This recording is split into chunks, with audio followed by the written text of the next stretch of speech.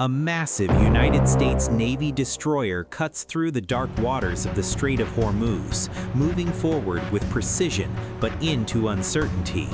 The sea is rough, the sky is heavy, and visibility is fading as storm clouds begin to gather overhead. In the distance, small, fast Iranian boats begin to appear, slowly forming a loose perimeter around the warship. They don't attack, they don't speak, they simply observe and close in. Inside the destroyer, radar systems begin to light up. Multiple signals, multiple angles, movement everywhere. Crew members shift into high alert, weapon systems are activated, eyes locked on everything around them. This is no longer a routine operation. This is a moment of decision where one wrong move could ignite a conflict far bigger than anyone expected. From a global perspective, one narrow stretch of water carries enormous weight: the Strait of Hormuz. On the map, it looks small, almost insignificant, yet it connects the Persian Gulf to the rest of the world. Every day, massive oil tankers pass through this corridor, carrying millions of barrels of energy that power entire nations. The scale is immense, the responsibility even greater.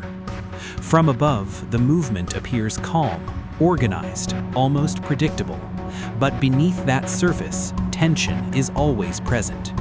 Because whoever controls this passage holds influence over global markets, economies, and political stability. And today, that control is being tested. Deep inside a military command center, the atmosphere is quiet, focused, controlled. Then suddenly, a signal appears on the radar screen. At first, it's just a faint blip, easy to ignore, but it grows stronger, clearer, more defined. Operators lean in closer, adjusting systems, confirming coordinates. Within seconds, alarms begin to activate. Red lights flash across the room, cutting through the darkness. Officers move quickly, issuing instructions, tracking movement in real time. The object is identified, a military vessel approaching a highly sensitive zone.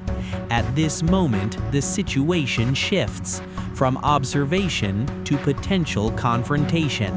A senior commander steps forward, his voice calm but firm. Orders are given without hesitation. Every second now matters. A digital timer appears, counting down from 30 minutes. The message is clear, direct, and final. Withdraw immediately or face consequences. Across communication channels, the warning is transmitted, repeated, confirmed. There is no room for misunderstanding. In parallel, diplomatic channels begin to react. Negotiations pause. Attention shifts completely to the unfolding situation at sea. This is no longer diplomacy. This is pressure, applied in real time. On the surface, the destroyer holds its course, but only for a moment. Then suddenly, it begins to turn. Slow at first, then faster, cutting sharply through the waves. Water sprays outward as the ship changes direction, leaving behind a visible trail of movement. From above, the maneuver is clear. The vessel is retreating. There is no engagement, no exchange, only a calculated withdrawal. Within minutes, the ship creates distance, moving away from the nukta of tension. But even as it disappears on the horizon, the implications of that decision remain. Soon after the incident, a new phase begins, not on the water, but across screens, networks, and global media. Different versions of the story start to emerge. Some reports claim successful passage, others deny it completely. Headlines shift by the minute, each one presenting a different angle. Digital feeds flicker, breaking news alerts appear, disappear, then reappear with new details. The audience is left to interpret, to question, to compare. Because in modern conflicts, control of information can be just as powerful as control of territory. Beneath the surface of the water, another layer of danger exists. Naval mines, placed carefully, designed to remain hidden. They rest silently on the seabed, waiting, undetected. A single detonation could disrupt entire shipping routes. To locate them, specialized drones are deployed. These machines move slowly, scanning the ocean floor, inch by inch. Visibility is limited. Progress is gradual. This is not a fast operation. It requires time, precision, and patience, which raises an important question.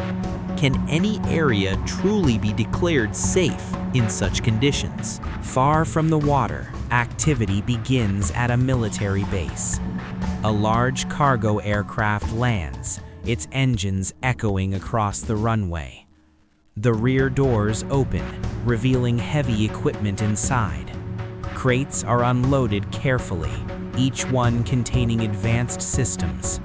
Technicians and engineers move into position, assembling components with precision. Radar systems, missile units, support structures, all coming together piece by piece. This is not random deployment. This is preparation for a much larger strategic picture.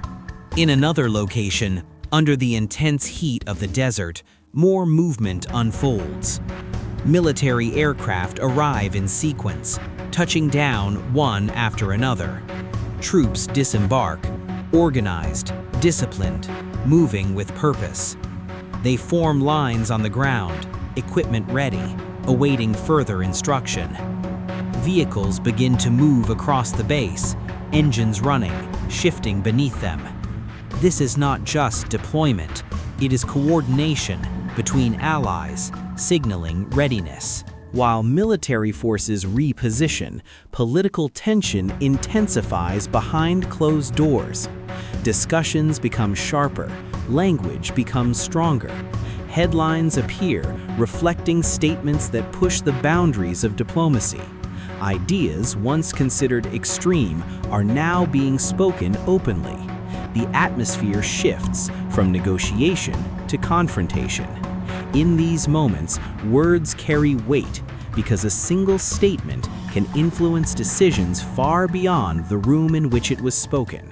Across a long table, representatives sit face to face. The room is quiet, but the tension is undeniable. A handshake is exchanged, firm but without warmth. Documents are placed on the table, each page carefully prepared. Every clause, every word carries significance. Both sides listen, respond, adjust, but neither side fully concedes. This is not just negotiation. This is strategy unfolding in real time. As night falls over the Strait of Hormuz, the surface appears calm once again. Warships remain in position, silent, watching. From above, the region glows with knots of tension, spread across land and sea.